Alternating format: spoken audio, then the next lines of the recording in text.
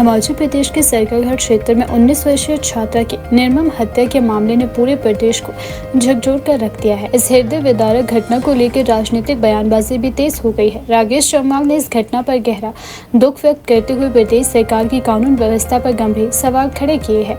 राकेश चौहान ने अपने वक्तव्य में कहा कि सरकाघाट में दिन दिहाड़े एक मासूम छात्रा की गला काट कर हत्या कर दी गई और सरकार मूक दर्शक बनी रहती है। उन्होंने कहा कि यह घटना केवल एक आपराधिक वारदात नहीं बल्कि प्रदेश में तेजी से बिगड़ती कानून व्यवस्था का स्पष्ट संकेत है। उन्होंने कहा कि जब सार्वजनिक स्थानों पर इस तरह की घटनाएं हो रही है तो आम जनता विशेषकर महिलाओं और बेटियों की सुरक्षा पर गंभीर प्रश्न चिन्ह खड़ा होना स्वाभाविक है। उन्होंने कहा कि प्रदेश में आज भय और असुरक्षा का माहौल बन चुका है। अभिभावक अपनी बेटियों को घर से बाहर भेजने में डर महसूस कर रहे हैं। चौहान ने कहा कि यह स्थिति किसी भी सभ्य समाज के लिए बेहद चिंताजनक है और सरकार की प्राथमिक जिम्मेदारी है कि वह नागरिकों की सुरक्षा सुनिश्चित करे, जिसमें वह पूरी तरह विफल रही है। चौहान ने आरोप लगाया कि प्रदेश में अफसरशाही पूरी तरह बेलगाम हो चुकी है।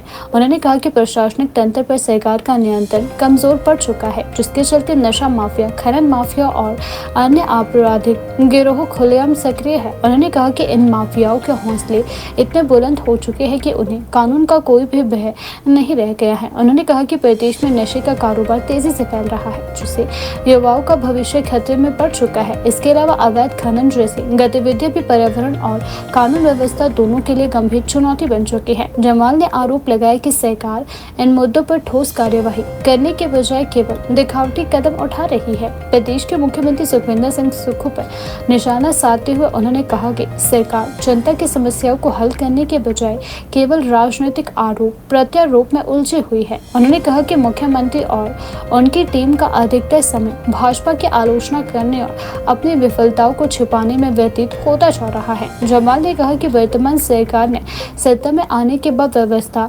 सुधारने का वादा किया था, लेकिन वास्तविकता इसके बिल्कुल विपरीत है। उन्होंने आरोप लगाया कि सरकार के कार्यकाल में प्रशासनिक ढांचा कमजोर हुआ है, कानून व्यवस्था चरमराई है और विकास कार्यों की गति धीमी बढ़ गई है।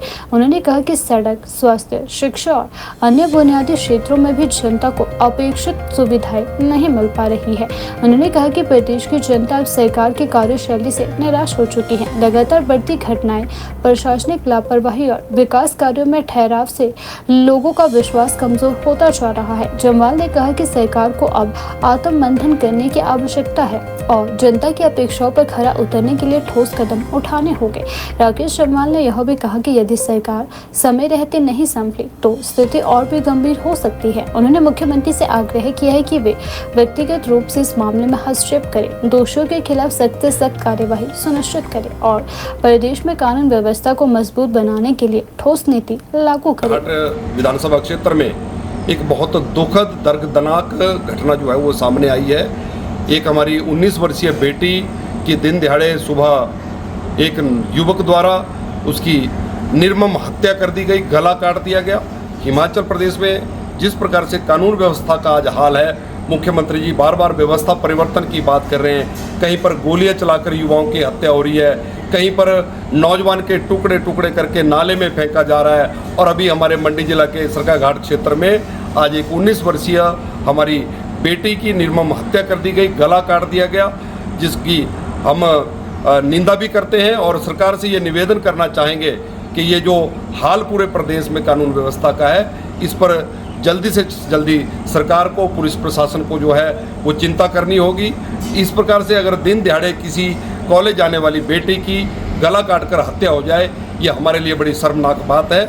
लेकिन कानून व्यवस्था नाम की कोई चीज़ हिमाचल प्रदेश में नहीं है और जब से हिमाचल प्रदेश में कांग्रेस की सरकार आई है, हिमाचल में लगातार जो है इस प्रकार की घटनाएं, गोलीकांड और ऐसी हत्याओं की घटना जो है हर रोज जो है सुनने को मिल रही है, जो हिमाचल प्रदेश के लिए बड़ी शर्मनाक बात है।